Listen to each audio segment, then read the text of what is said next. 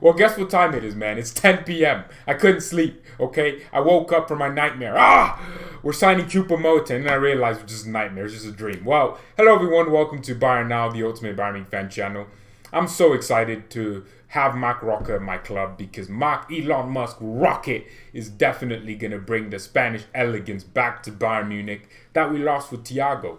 This signing excites me because that's one of the few players that I wanted on this channel.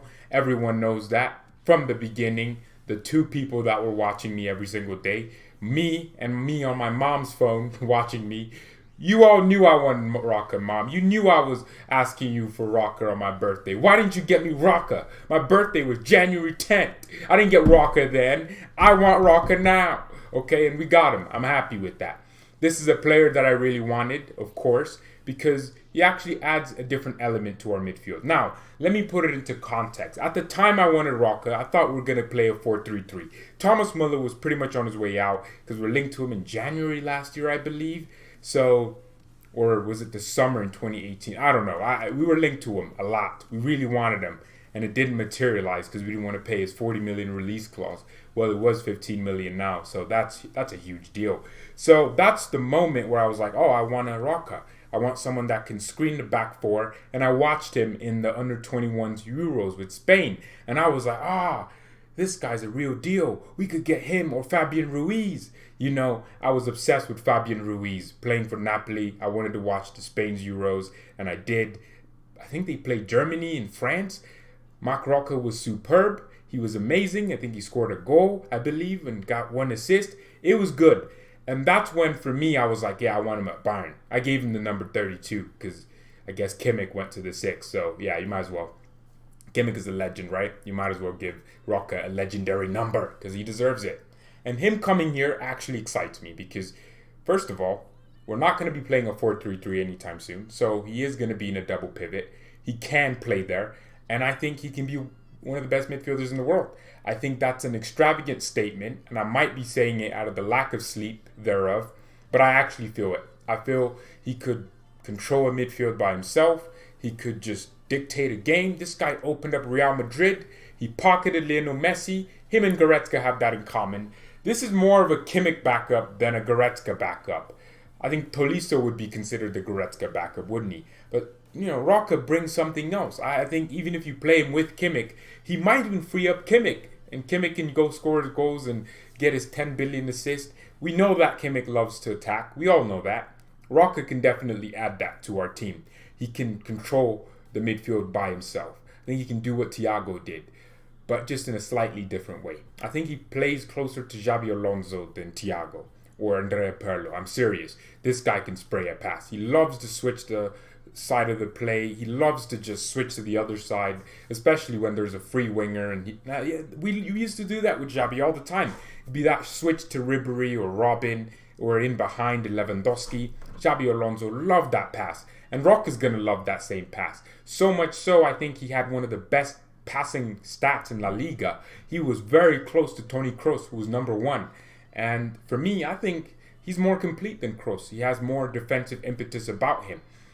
He went to the gym, as you can clearly see. My guy is jacked, or as the non-gym goers would probably say, and the people that sit on their couch and go on their mom's computer in the basement, they would probably say he took steroids because they've never been to the gym in their lives. But you can see he definitely got bigger from the last time I looked at him. I haven't been watching Espanyol. I don't watch La Liga as much. That's why I was watching the under-21s Euros, because I find La Liga not to be feasible for my style. I want physicality, this technical passing, these good players. I don't like watching Messi. I don't like watching all these great players. You know what I mean? I don't mean that, but you know what I mean. So, yeah, I guess he did bulk up, and of course, that adds a little bit more robustness to your game, right? Kimmich has a German engine. It's definitely not BMW. My car is a BMW, and I know for sure that mother sucker is going to break down the next time I drive it. But seriously, he does have an engine about him, and he can free up Kimmich to go higher up the pitch. One thing I definitely enjoy about him is he loves to break the lines. And that's one of the key stats he had in the passing with Toni Kroos. He's very good at breaking the lines. And I love that. I think we need more line breakers, especially with the fact that everyone wants Lucas Hernandez and Niklas Süle. Those are two midfielders, not two center backs, my bad, that I guess you wouldn't. Boateng is a great passer. He could just do all the passes that you want to see, and Alaba the same. So I guess you need a midfielder that can break the lines. Like, of course, Kimmich can do it very well, but I want someone that just specializes. He plays like Busquets, Roca. So when you have Lucas and Niklas Süle, those are just natural defenders. They just want to defend. Their main instinct is to defend. Süle was a striker at one point in his career at Hoffenheim, but then he got converted into a center back because Julian Nagelsmann saw it in him, called him one of the best center backs in the world, and bang, he is. He's one of the best in the world. He's our best natural center back. I still think that, of course. So when you have those two, you need a midfielder like Roca that can just anchor them and just protect them and just break those lines for them. And I think we have it in Roca. Tight elegance is also something I included in this. I don't even know what the hell that means. I just needed to put something in there that sounds similar to Thiago. But I do believe he has that tight elegance. He has this thing where he knows he might not win the ball cleanly, but he'll get in front of the opposition between the ball. That's a great thing you need in a midfield player. And he just picks the foul, or he can just do a swift turn dribble. He's 6 foot tall. Of course, not the smallest player, but he's just quick turn with his, rolls the ball out with his outside foot, and all of a sudden he's past two players. That's what I mean by tight elegance, and then he can, switch to play. That's what I like about him. One of the big traits there. So yeah, he's gonna have that in his game. I don't think we have a midfielder that does that. Kimmich doesn't really do that. A midfielder that just rolls with the ball. Thiago did it, where you're under pressure or something, and then, or I don't know how to explain it. It's just really different. It's a Spanish thing. It has to be, because only our Spanish players do it, except Javi.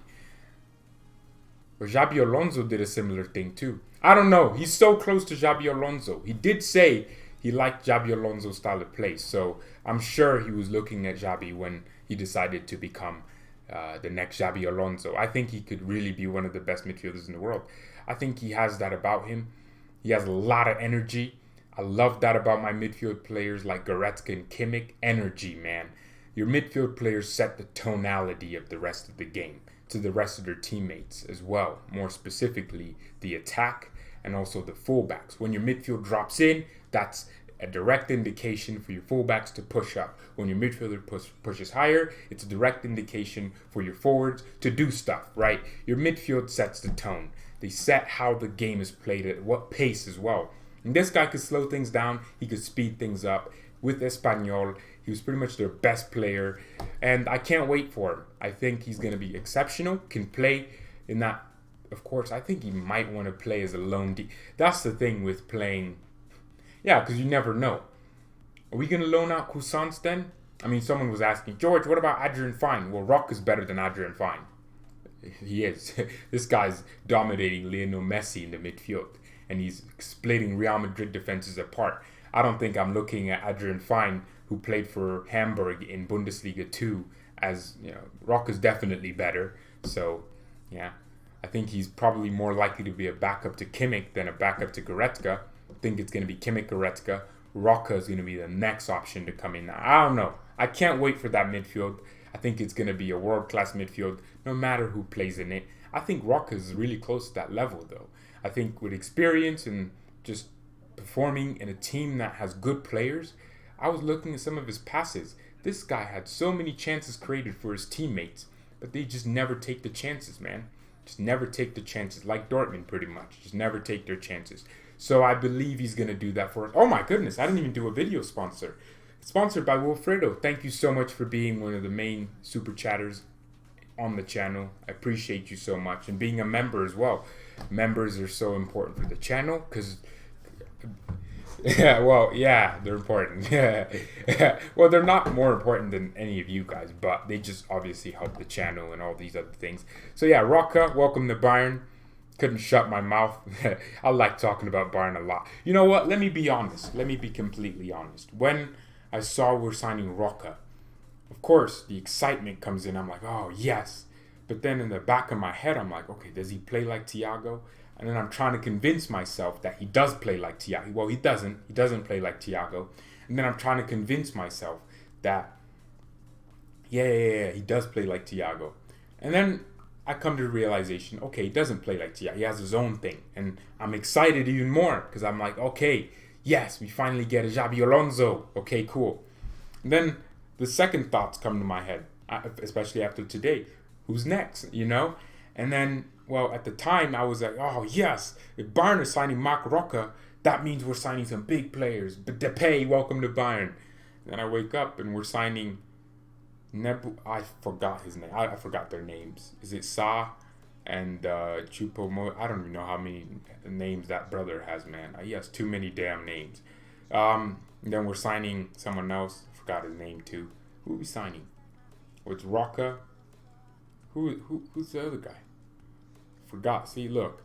And then that obviously makes Roca seem like, oh, he's just... It's just a moment thing. I think it's just a moment thing. Marc Roca is going to be an exceptional signing for Bayern. And you shouldn't judge him based on the people we also brought, including him. Only Bayern Munich could do this, by the way. I mean, there's no announcement video for Roca. It's just an Instagram message with a photo. Service Roca. That's weird.